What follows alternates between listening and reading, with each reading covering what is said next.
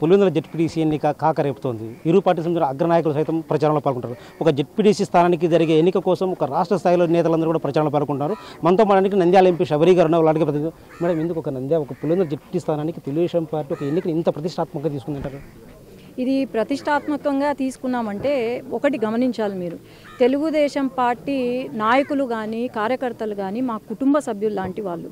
ఎక్కడ ఎన్నికలు జరిగినా, ఎక్కడ ఏ సమస్య వచ్చినా అరకు నుండి కర్నూలు వరకు దిగిపోతాం మేము. ఇది కుటుంబ సభ్యులుగా మేము ఇచ్చుకున్న సపోర్ట్ తప్ప ఇది ఏదో వెంజన్స్తో చేసే ఎన్నికలో అదేం కాదు. ఎక్కడున్నా మా కార్యకర్తలను ఆదుకోవడానికి ఫస్ట్ తెలుగుదేశం పార్టీ కార్యకర్తలు ఉంటారు. అట్లాగే ఎక్కడ ఎన్నికలు జరిగినా మేము ఉంటామని నేను మీకు క్లియర్గా చెప్తున్నాను. అంటే కేవలం పులివెందుల జగన్మోహన్ అడ్డా కాబట్టి తెలుగుదేశం పార్టీ ఎట్టి పరిస్థితులను కుప్పం ఫార్ములా అనుసరించి కుప్పాన్ని ఎలాగైతే గత మున్సిపల్ ఎన్నికల్లో ఓడించారో సో అలాగే పులివెందుల్లో జగన్ ఓడించాలని మీరు కంకణంతో ఇక్కడ తెలుగుదేశం పార్టీ రంగంలో దిగింది అనుకోవచ్చా? జగన్మోహన్ గారి అడ్డా అని మీరు అంటున్నారు, కానీ అడ్డా ఎప్పుడవుతుంది? ప్రజలు మా జగన్మోహన్ గారు అని ఆదరిస్తే అడ్డా అవుతుంది ఎప్పుడైనా. లేదు నేను ఇక్కడ ఎమ్మెల్యే ముఖ్యమంత్రి ఇది నా సొంత ఊరు ఇది నా అడ్డా అనుకుంటే సరిపోదు. మనం అందరం గమనిస్తే మరి 5 సంవత్సరాలుగా జగన్ గారు ఏం చేశారు? ముఖ్యమంత్రిగా సొంత జిల్లా అని చెప్పి ఓటర్లందరూ అబ్బా ముఖ్యమంత్రి మా జిల్లాకు వస్తే చాలా అభివృద్ధి చెందుతుంది, మేము కూడా చాలా బాగుపడతామని చెప్పి ఓట్లేశారు. మరి ఏమైంది? ఒక పరిశ్రమ వచ్చిందా? కొపర్తి ఇండస్ట్రియల్ హబ్ ఆనాడు వచ్చినప్పుడు 1500 కోట్లు, వేల కోట్లు, లక్షల కోట్లు ఇస్తే ఏం జరిగింది? ఆయన కనీసం ఇటుక కూడా వేయలేదు. మరి కడప స్టీల్ ప్లాంట్ అని చెప్పారు, వచ్చిందా కడప స్టీల్ ప్లాంట్? ఆలోచన చేయండి. ఒక రోడ్డు పడిందా? ఆలోచన చేయండి. ఈ జగనన్న కాలనీస్ అని నేను తిరుగుతున్నా, కనీసం బేస్ మట్టం కూడా లేదు జగన్ కాలనీ. మరి ఏం అభివృద్ధి చేసినట్టు? ఎట్లా అడ్డా అవుతుంది జగన్ గారిది? అడ్డా అంటా ఏమీ లేదు, డబ్బులు దోచుకోవడము తప్ప, బెదిరింపులు తప్ప అది నా అడ్డా అంటే కనుక ఇక్కడ జెడ్పీ ఎన్నికలతో ఎవరి అడ్డా ఎవరి కంచుకోట అనేది తెలిసిపోతుంది. ఒక పులివెందుల ఒక మండల స్థాయిలో జరిగే ఎన్నికకు కేవలం పోలీసులు ప్రొటెక్షన్ లేకుండా వన్ సైడ్గా విరుస్తున్నారు, వైఎస్ఆర్ కాంగ్రెస్ నేతలపై దాడులు చేస్తున్నారు. అదే జగన్ పర్యటనలో మాత్రం 1,000 మంది పోలీసులు కట్టేస్తున్నారు. ఈ ఎన్నికకు ఎందుకు పోలీసులను కేటాయించలేకపోతున్నారని ఆరోపిస్తున్నారు. కాదన్న, ఏం దాడులు జరిగినాయి నాకు అర్థం కాదు. మొన్న ఎమ్మెల్సీ పైన దాడులు జరిగినాయి అని అన్నారు. పులివెందుల లోకల్ వాళ్ళను ఒక్కరికైనా ఏమైనా టచ్ అయిందా? ప్లస్ ఎమ్మెల్సీ గారి పైన దాడి చేసినారు అని అంటున్నారు. మరి దాడి జరిగిన తర్వాత ఆయన ఎక్కడికి పోవాలా? మామూలుగా దాడి జరిగితే గవర్నమెంట్ హాస్పిటల్ పోయి ఎమ్మెల్సీ కడతారు, గవర్నమెంట్ హాస్పిటల్ పోతారు. కానీ ఈయన ఎక్కడ పోయినాడు? జగన్ గారి మామ హాస్పిటల్కి పోయినారు.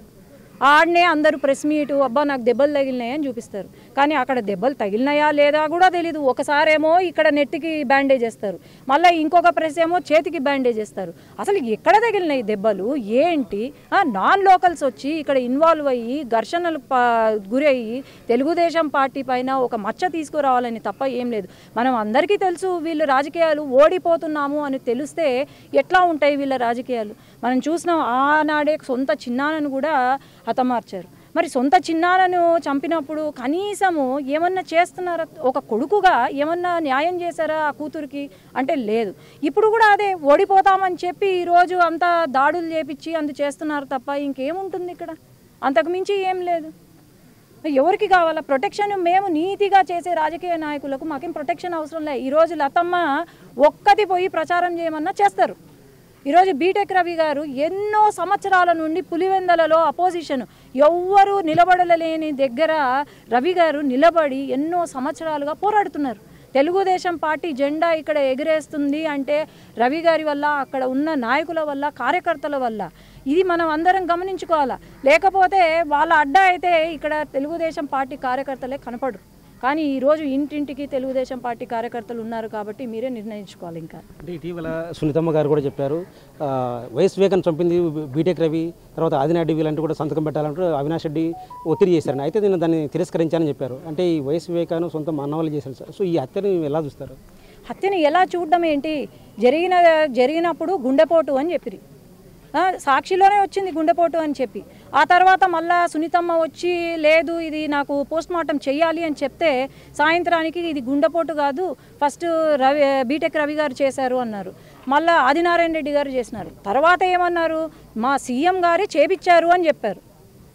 ఇదా రాజకీయం అంటే? సొంత చిన్నాన కూతురు వచ్చి నాకు న్యాయం చేయండి అని అడుగుతుంటే న్యాయం చేయడు, కానీ ఏదో అందరినీ దొంగలను కాపాడుకుంటూ వస్తున్నారు కాబట్టి ప్రజలందరూ గమనిస్తున్నారు ఏం జరుగుతుందనేది గమనిస్తున్నారు. తెలుగుదేశం పార్టీ ఇక్కడ గెలవలేక ఒక మండల స్థాయి ఎన్నికకు మాత్రం ఒక గ్రామం చెందిన ఓటర్లు ఇంకో గ్రామంలో ఓటేసి అంటే వాళ్ళని అడ్డుకోవడానికి కేవలం పోలింగ్ శాతం తగ్గడానికి మాత్రం అడ్డుకుంటున్నారని వాళ్ళు ఆరోపిస్తున్నారు. ఎవరు అడ్డుకుంటున్నారు?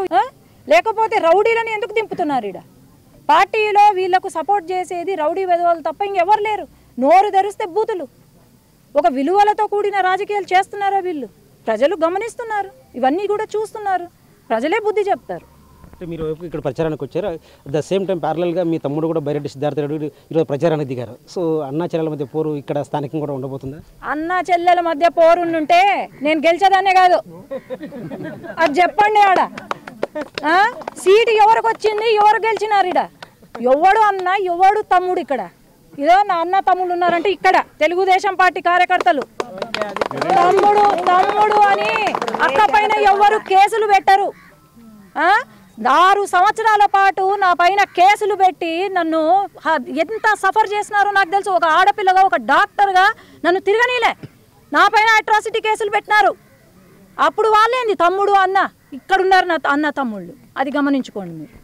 పులివెందులో జగన్మోహన్ రెడ్డి సీఎంగా ఉన్నప్పటికీ కూడా పులివెందులో కనీసం అభివృద్ధి జరగలేదు. కనీసం ఈ ప్రాంత వాసులకు ఇది జగనన్న కాలనీ పేరుతో 100 కోట్లు దోచుకున్నారు తప్ప ఎలాంటి అభివృద్ధి జరగలేదని బైరెడ్డి శబరి చెప్తున్నారు. కెమెరా పర్సన్ సుదర్శన్తో శివ, బిగ్ టీవీ, పులివెందుల నుంచి.